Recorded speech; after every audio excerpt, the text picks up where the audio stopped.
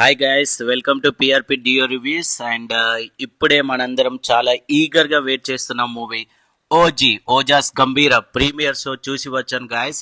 Film చూశాక నా opinion చెప్పాలి అంటే ఒకటే ఒక మాట, అరాచకం భయ్య. అసలు ఒక ఫ్యాన్ బాయ్ డైరెక్టర్ అయ్యి తన ఫేవరెట్ హీరోతో ఫిలిం చేస్తే మూవీ ఎంత బాగుంటుందో మనం ఆల్రెడీ ఒకసారి గబ్బర్ సింగ్ మూవీతో చూసాం. అండ్ ఇప్పుడు ఓజీ, నేనైతే స్టోరీ మీకు చెప్పలేను భయ్య. మనందరికీ ఆల్రెడీ తెలిసిన స్టోరీయే. ముంబైలో ఒకప్పుడు రక్తపాతం చిందించిన మన హీరో కొన్ని కారణాల వల్ల అజ్ఞాతంలోకి వెళ్తాడు. మళ్ళీ కొన్ని సంవత్సరాల తర్వాత ముంబైకి తిరిగి వస్తాడు. అసలు అతను రావడానికి కారణం ఏంటి, ఎవరి కోసం వచ్చాడు అనేది మెయిన్ స్టోరీ ఇక్కడ. అండ్ నేను మీకు ఒకటే చెప్తాను భయ్య, ఎవరు చెప్పిన మాట వినకండి, వెళ్ళి థియేటర్లో మూవీ చూడండి. లైఫ్లో మళ్ళీ పవన్ కళ్యాణ్ గారిని ఈ రేంజ్లో చూస్తామో లేదో కూడా తెలియదు. అండ్ ఈ మూవీకి వచ్చిన హైప్ కూడా నాకు తెలిసినంత వరకు మళ్ళీ ఏ మూవీకి కూడా రాదు. ఇక చెప్పాలి అంటే మన ఫ్యాన్ బాయ్ సుజిత్ గారు పవన్ కళ్యాణ్ గారి క్యారెక్టర్ డిజైన్ చేసిన వే, ఆ స్టైలిష్ టేకింగ్ చాలా అంటే చాలా బాగుంది. మనందరం ఇన్ని ఇయర్స్ నుండి ఆఫ్టర్ గబ్బర్ సింగ్ పవన్ కళ్యాణ్ ఎలా చూడాలి అనుకుంటున్నామో అంతకంటే కొంచెం ఎక్కువే చూపించాడు. ఇక పవన్ కళ్యాణ్ గారి యాక్టింగ్ కానివ్వండి, ఆ స్వాగ్ అబ్బబ్బా, అసలు ఒక్కొక్క యాక్షన్ బ్లాక్ చూస్తుంటే పిచ్చి పిచ్చి ఎక్కిపోయింది భయ్య. ఆ గన్స్ పట్టుకోవడం కానివ్వండి, మళ్ళీ దానికి తోడు కటానా పట్టుకొని అసలు స్క్రీన్ మీద తాండవం చేసిన ఫీలింగ్ వచ్చింది. టు బి ఫ్రాంక్, నేనైతే పవన్ కళ్యాణ్ గారు ఈ రేంజ్లో యాక్టింగ్ చేయడం ఆఫ్టర్ గబ్బర్ సింగ్ అండ్ పంజా తర్వాత ఈ రీసెంట్ వచ్చిన ఏ మూవీలో చూడలేదు. బట్ ఈ మూవీతో నా ఆకలి తీరిందనే చెప్పుకోవచ్చు. ఇక నెక్స్ట్ మన ఇమ్రాన్ హష్మి గురించి కొన్ని సీన్స్ ఉంటాయి భయ్య ఇందులో. అతని యాక్టింగ్ కానివ్వండి, స్క్రీన్ ప్రజెన్స్ చూస్తే మన పవన్ కళ్యాణ్ గారినే డామినేట్ చేశాడు. ఇక రెస్ట్ ఆఫ్ ది థింగ్స్ గురించి మాట్లాడుకుంటే ఇది ప్రీమియర్ షో చూసి వచ్చి చెప్తున్నాను కాబట్టి నేను ఎక్కువ ఇన్ డీటెయిల్గా ఎక్స్ప్లెయిన్ చేయలేను.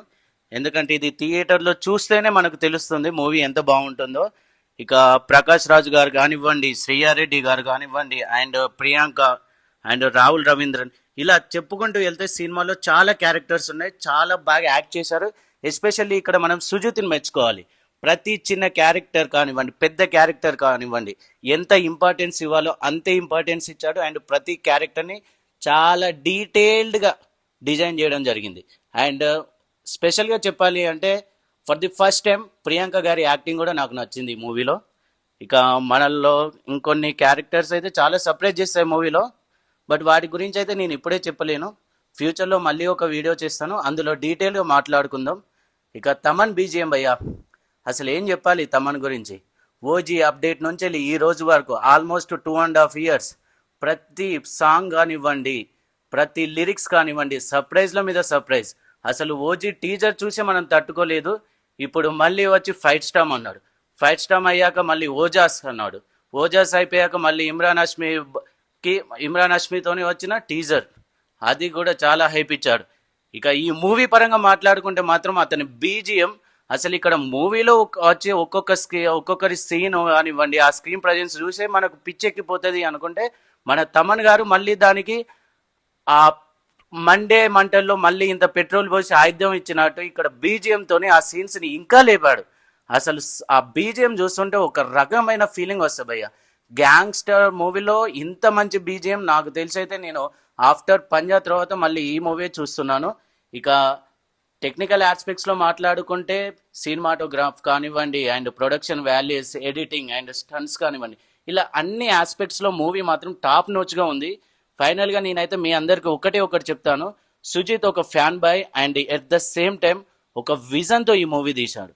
థియేటర్స్కి వెళ్ళిన అందరికీ మాత్రం ఫుల్ మీల్స్ వస్తాయి భయ్య. ఎట్టి పరిస్థితుల్లో మూవీని మాత్రం థియేటర్స్లో మిస్ అవ్వకండి.